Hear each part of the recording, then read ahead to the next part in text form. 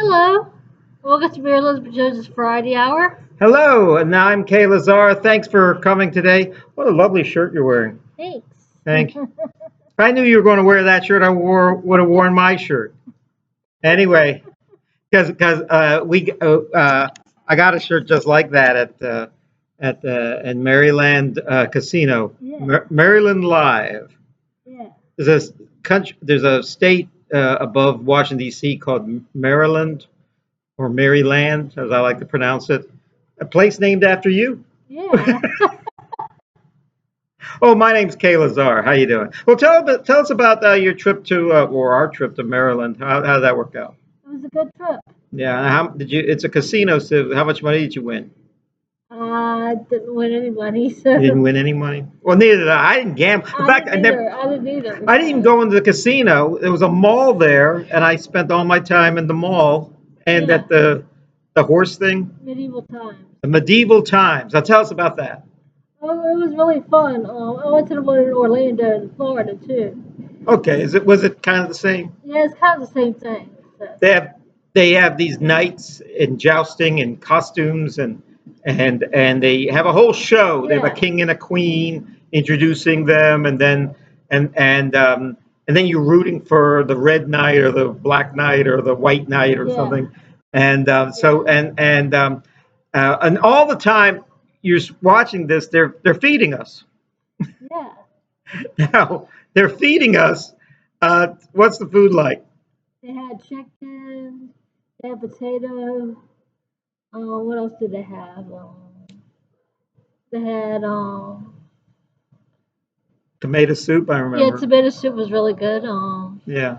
They had cake, The cake. No, let me tell you. Well, they did that. I didn't have any cake. What they had was eclairs. eclairs. Now, if you haven't already guessed, these all the food there was no forks or spoons or knives. You had to pick it up with your You hands. picked it up with your hands, and you couldn't touch anything after it because your hands were so greasy from the chicken. Now, this is how it works. I think first thing was the tomato soup. And the tomato soup was in like a cup, a metal cup, and you drank it like you didn't use a spoon or anything. It was not. It was a as I heard a kid in kindergarten once say, it's tomato soup with nothing in it, and there was nothing in it. Yeah. It was just water and tomatoes. Yeah. So then what else? Corn on the cob. They gave you a corn on the Oh cob, yeah, I remember. Yeah. which is better than picking up the little kernels of corn with your fingers. Yeah. Yeah. I don't like cream corn. But the only way I really like to eat corn is on the I cob. like street corn, like Mexican street corn. Is that? I could put it home. No, what is that? It's like you put sour cream and Hmm. you put tahini seasoning on it. Is it all like in a can or something, or is it on the cob or what? It's just you cut the corn Oh, they out cut the the corn cob, off the cob. Okay. and then you mix it with tahini, sour cream, or mayonnaise or whatever. Well, the way I see it is that, um, uh, you ever see that corn around Thanksgiving that people put up on their door? Oh yes. That Indian corn with all the Yes. colors on it. Yes. You can't eat that stuff. And yet, I would probably have eaten more corn when I was a kid if I could eat that stuff because I like the colors of it. When I was a kid, the only time we ever grew anything was once Mom planted some sweet corn, and we got these little bitty corns, cobs, I should say. And I remember that corn tasting really good. Yeah. I guess food always tastes better when you make it yourself. Yeah. Okay, now this is funny about the chicken. Um, okay, I'm like one of the few men on this trip, and I eat chicken like a man eats chicken. So anyway, I knew I was going to eat a lot on this trip, so I didn't eat chicken that day. I didn't eat anything that day. I just drank coffee, and I knew that later on I was going to have this big meal, and it did fill me up. And I'll tell you how it filled me up. It was pretty much a half of a rotisserie chicken, all right? Yeah. And I just tore it apart with my finger. There was a leg, there was a thigh, there was a breast, there was, half a chicken. And then when that was all finished, I took the bones and sucked it and chewed them all. I left it there. And the woman next to me said, "Boy, you really went to town on that chicken. I guess you never saw anyone eat a chicken like that before." I said, "All men eat chicken this way." We don't eat chicken like teenage girls. Half the people didn't even finish their chicken. I remember once when I was a little kid, I wouldn't eat chicken like that. But then I've grown up and have to pay for my own chicken, so now I eat chicken like Yeah. that. I remember Dad says, "Can I finish your chicken? Can I have a bite of your chicken?" I bought like a chicken breast. I must have been like 10 years old. Yeah.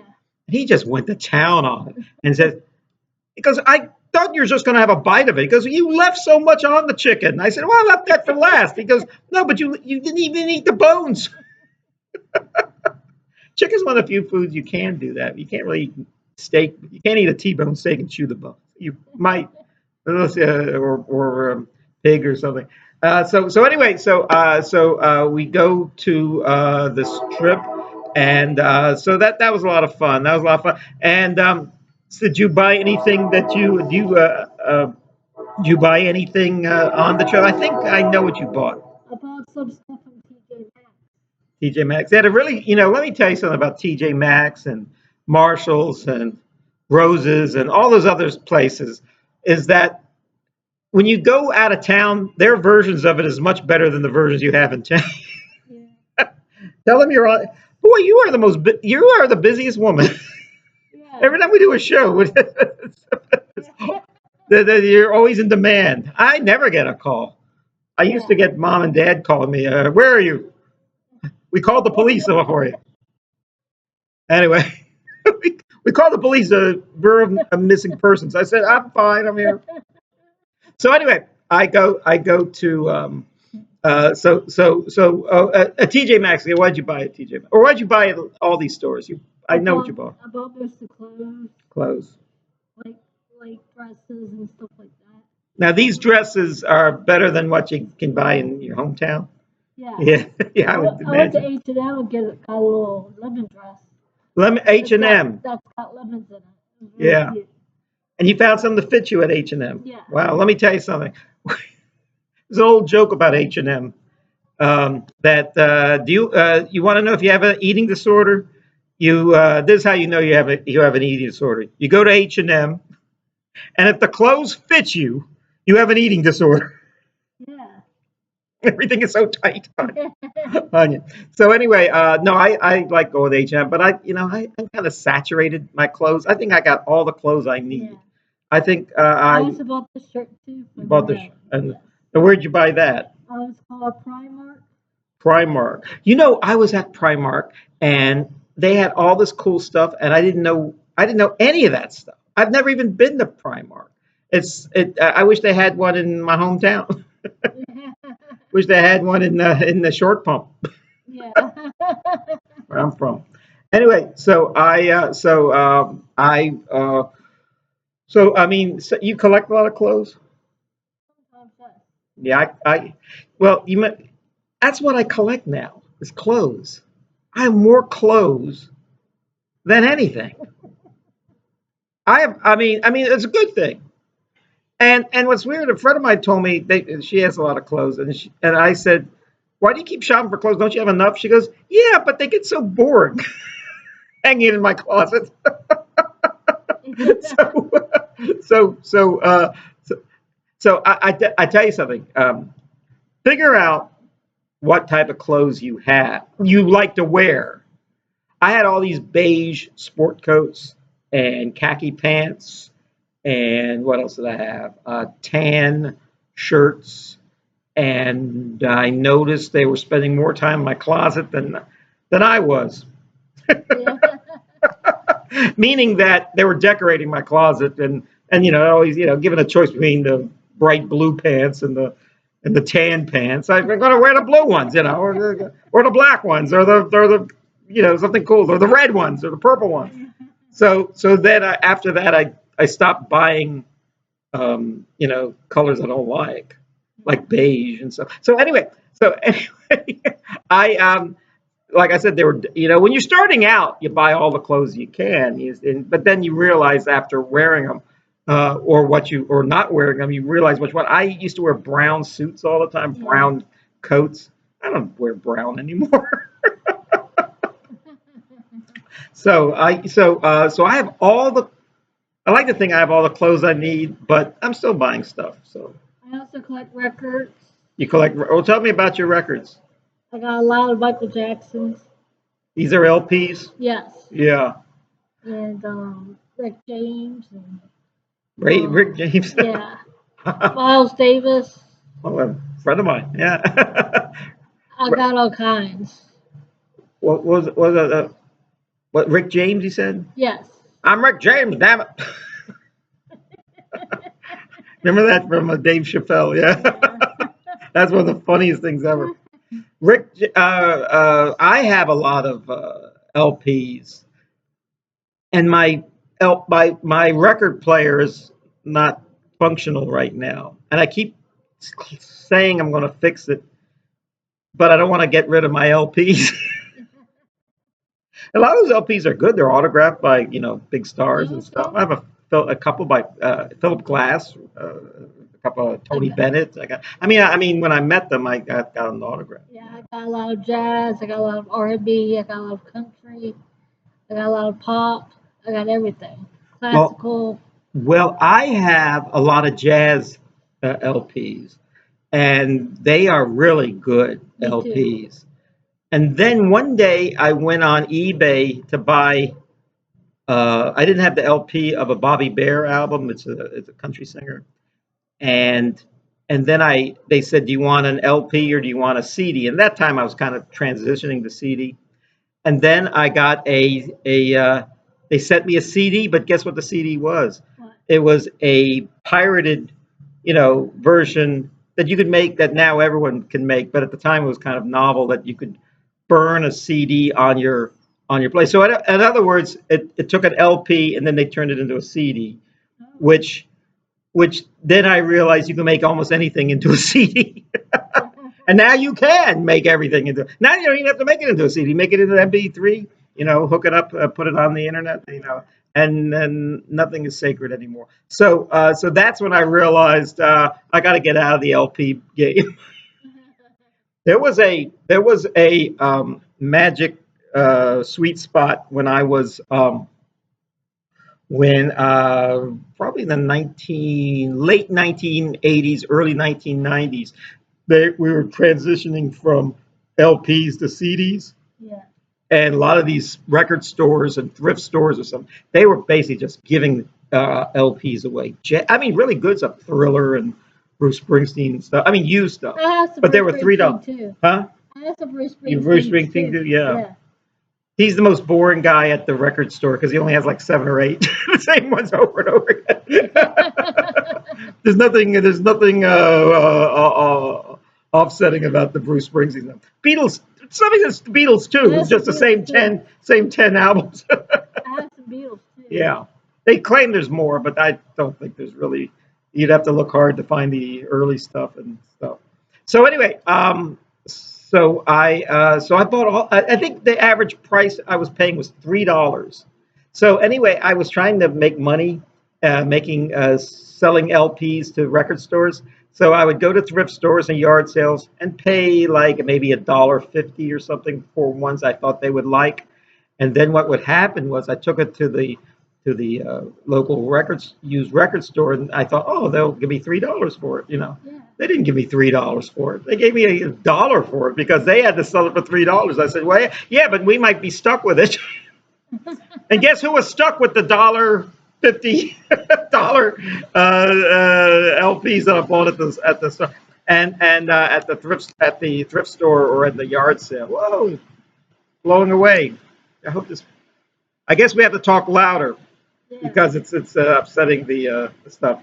Anyway, that's what I did. So then I found out never buy an LP that you plan to sell if you're not willing to be stuck with it yourself. Yeah. So let's see. I have a lot of LPs. I have a lot of CDs. And only recently do I have a lot of CDs because I used to pay like $10 for a CD or $12 for a CD, at the record store.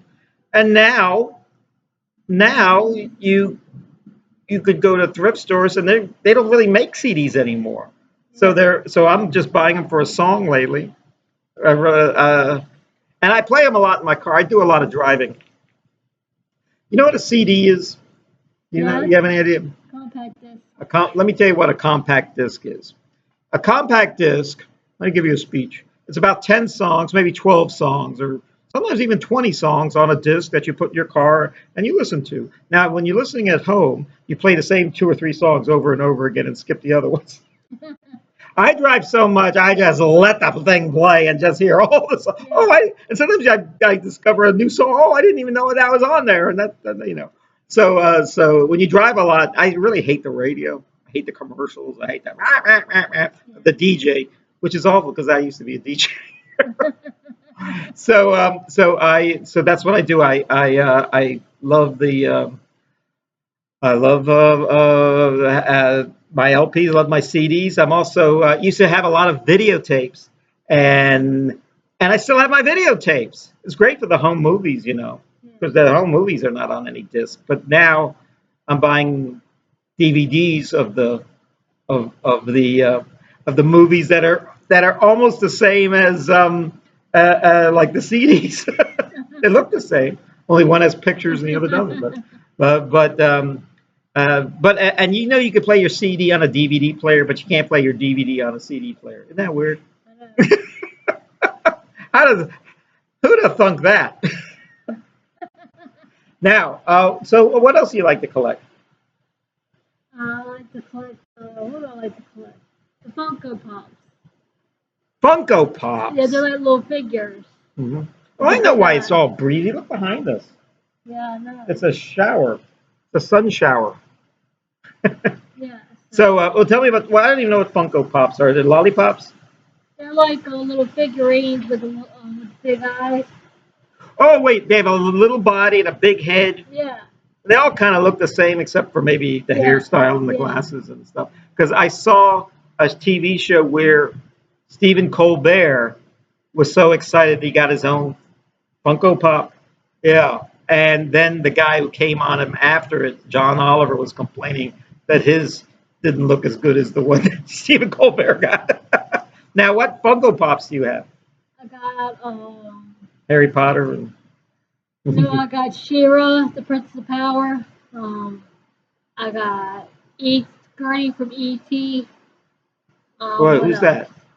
She's You mean the little girl who. Drew Barrymore? Yeah. Yeah, I knew that sounded familiar. Yeah, Gertie. Yeah, and I got Carolina from Portuguese. Yeah. And the little girl. Okay. From Portuguese.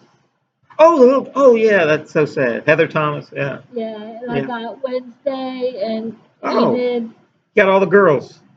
Yeah, just about. I'm trying to collect the guys too, so. I think I bought them on sale whenever I saw them on sale. I think I got Batman or something, or Superman or something. I got a pair of Batman earrings that are Funko Pops that somebody. Oh, okay. All right. But you want to know the craziest thing? If you collect those things, that's great. But guess what? What? They don't really, and they're not really. You will like them and you get them, but I don't think they have any value to them. I mean, you're not going to sell them for $1,000 each or something, because the whole point of you never buy anything you think is going to be a collector's item, because what happens is it won't. If everyone's buying it, it's not a collector's item. Yeah. They make millions of them or hundreds of thousands of them, then it's not worth it. I think the Beanie Babies, people got that idea. And then I figured out something, and I think that's what collectors tell me, is that, okay, I have a friend who collects bobblehead dolls, and he had one of a famous football player. Oh. And what happened was he thought that because it was a famous football player, it was worth a lot of money. And I said, I don't think it's worth a lot of money. The only reason why it'd be worth, in fact, say you have like who's the most famous football player? Johnny Unitas, or I don't know, Tom Brady. Okay, Tom Brady. Well, everyone wants the Tom Brady one. It's the one that was maybe his backup quarterback that never got to play. You get his bobblehead doll, then that might be worth something. But the Tom Brady one, everyone has. And the reason why I know that is that baseball cards, everyone wanted like the Willie Mays or the Hank Aaron ones, or but the most valuable, or Babe Ruth, of course. The most valuable one of all time is a guy that wasn't as famous as they were, Honus Wagner. Yeah. If you have one of his baseball cards from this particular thing, it's worth like $1 million. And you know why it's worth $1 million? Why? Because baseball cards in those days were put on tobacco pouches, Yeah. and all the players had everyone smoked in those days. We're talking about like 1911 or something. And he found out about this, and he says, "Take those cards off those tobacco because I don't smoke. I'm against smoke, and I don't want my." So a few of them were released, maybe two or three, and then there were. Now, if you have one of those two or three, it's worth like $1 million. Yeah. In fact, there's a very funny. It's not funny. It's on the David Copperfield show, Yeah.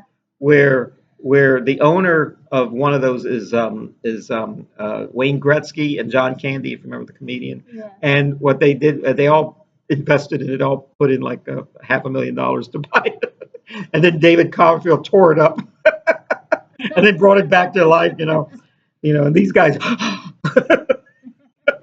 It was all a trick, but it was a pretty good trick.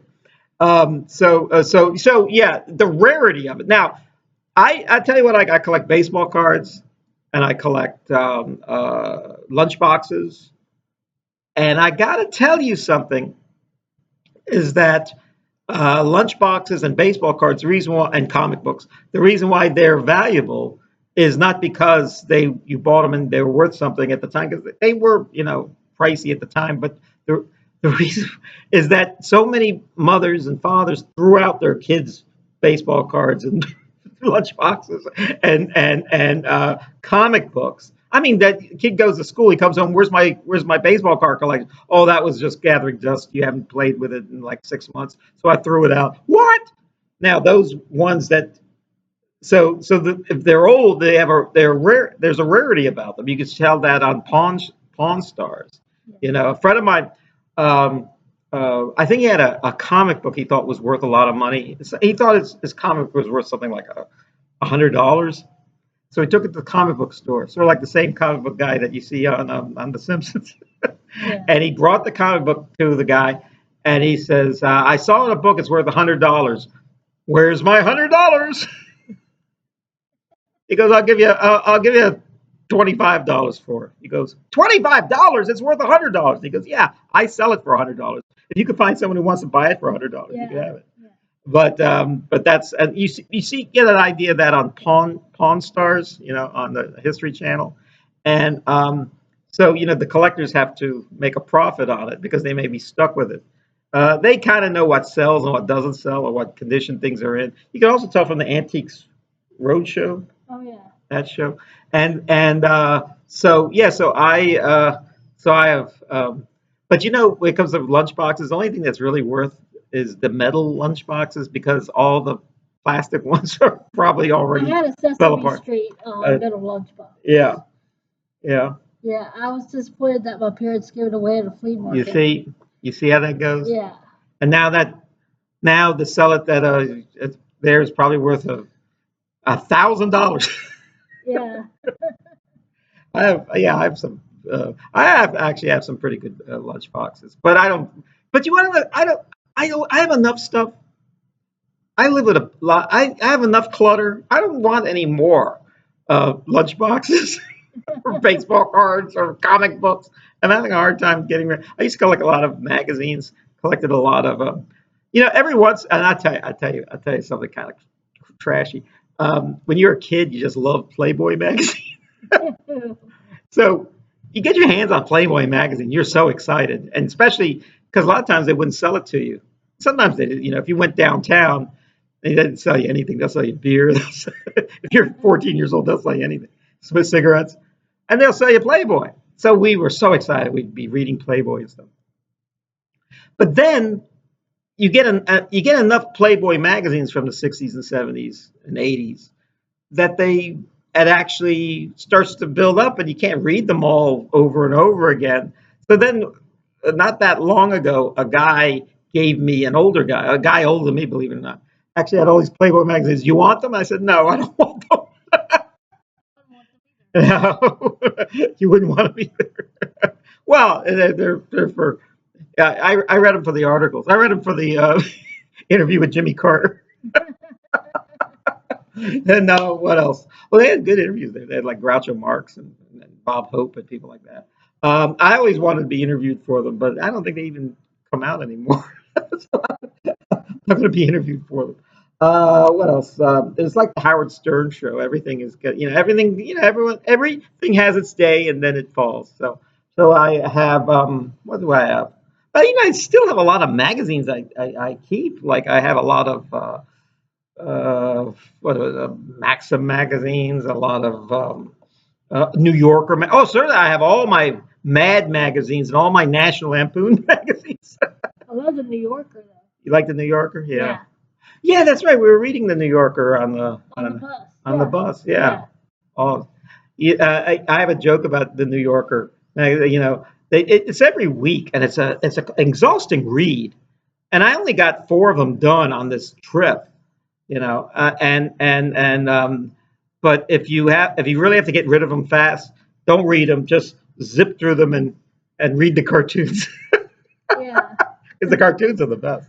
I mean, when I say they're the best, not the best thing in New York, but they're the best cartoons around. And I actually bought a um, a book, a catalog of all the New Yorker cartoons. Not all of them, but every year, like 1925 and 1927. I think it starts in 2025, and to the present day.